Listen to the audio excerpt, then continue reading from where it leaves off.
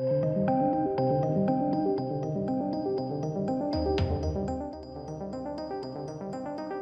well, ladies and gents, let's talk about Moon Knight.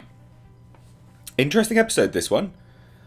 All in all, still enjoying it. They have obviously removed Khonshu from the board,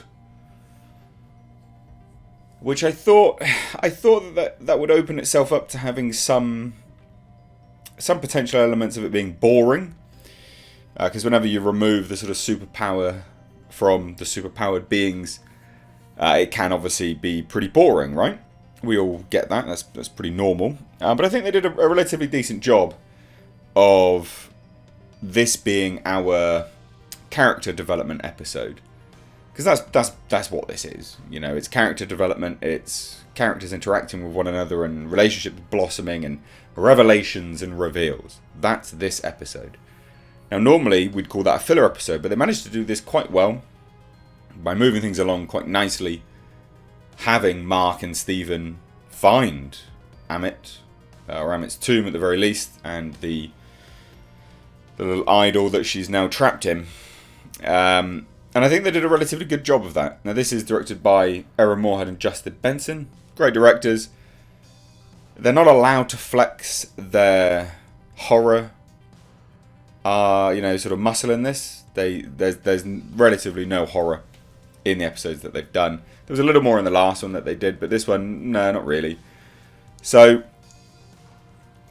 this is an interesting episode because we get Stephen and Mark having a sort of a massive fracture between the two of them, because Stephen kisses Layla, but then also admits to Layla, look, Mark is only pushing you away because he's afraid for your safety.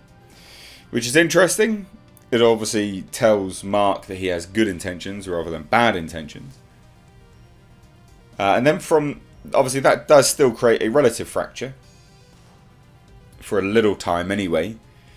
But then they reconcile that towards the end because they're trapped in some kind of mind space after being shot by Harrow. Now I want to touch on that first because that was a really interesting scene to play out.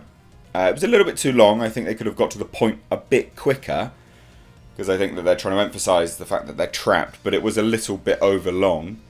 But all in all, pretty decent scene. He's in a mental asylum, and Harrow is a doctor, and they're sort of discussing the issues at hand, etc., etc. And obviously he's trying to find out from Mark where Amit's little statue is. I'm assuming that's what it is. I'm guessing anyway. But what did happen from there is Mark finds Stephen locked in a sarcophagus in a room. And this tells me from there onwards that yes, there absolutely is Jake, the other personality, involved in this now.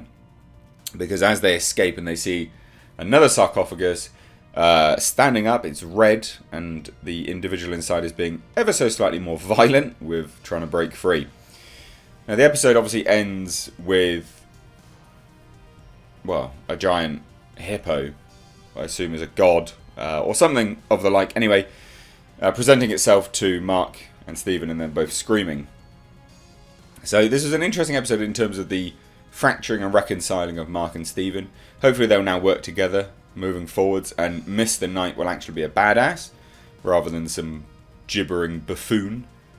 So that I appreciated.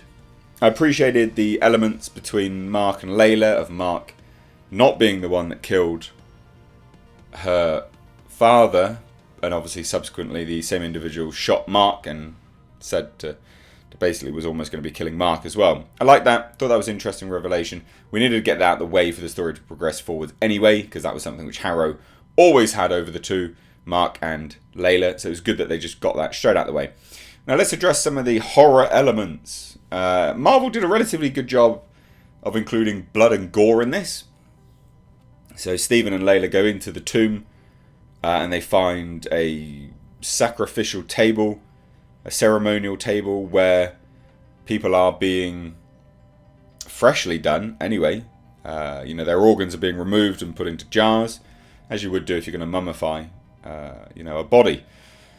And there's a relative amount of blood, relative amount of like bits of flesh and things like that. And I think they did a good job of that. Obviously, this is still kid stuff, so I think they did an okay job there. And then there was a mummy running around clicking. Didn't like that. Thought that was a bit lame, to be fair. The clicking noises, Didn't see the appeal. But that was still interesting, and nonetheless, moving forwards from there, I think it's important to talk about how the mummy looked. It was just sort of black and blue, I guess, is probably the best description of it. Didn't look particularly gross, didn't look particularly scary. They did play it up for horror, and it was quite violent. Its arm did get snapped off, and it had a bone jutting out of its forearm. It was, the radius of the ulna, and it did use that to try to stab Layla in the face. So I think they're desperately trying to skirt around the corners of what they are able to show and what they cannot show. I think they did a relatively good job of that, but again, it's still pretty weakened by the fact that they still have to stick to that what is presumably PG or PG-13. And also, so it was just a bit of a lame-looking mummy. I'm forever reminded of how The Mummy, with Brendan Fraser, did it back in the day. Those mummies were great. You can't beat them. They're awesome. Terrifying. This one, not so much. So a bit of a shame, but still interesting that they went there. And I'll be interested to see where they go moving forwards with this. I think the fact that Mark and Stephen have now reconciled their sort of struggles together. I mean, they were genuinely happy to see one another. They hugged, and then they obviously ran out, trying to figure out what the hell's going on. I'll be intrigued to see where they take that, and if that assists them moving forwards when they break free from whatever mind prison Harrow has got for them. Ethan Hawke, again, I say every single episode, Ethan Hawke is a standout in this. Boy, oh boy, is he so good in this. Such a good actor. Really, really, really good. Can't wait to see what he does next week for this role. He's very good in this role. He's very good in anything he does. And he still shows up. Oscar Isaacs. He really does show him up with his acting chops. He's great. Everyone does a relatively good job. The effects are fine. It's Marvel TV. The budgets are way too big for what you get, though. The set pieces were good in this episode. I think the sets were actually the standout more so than any of the other effects. But still, hey, I'm looking forward to seeing what happens. So let me know what you guys think down below.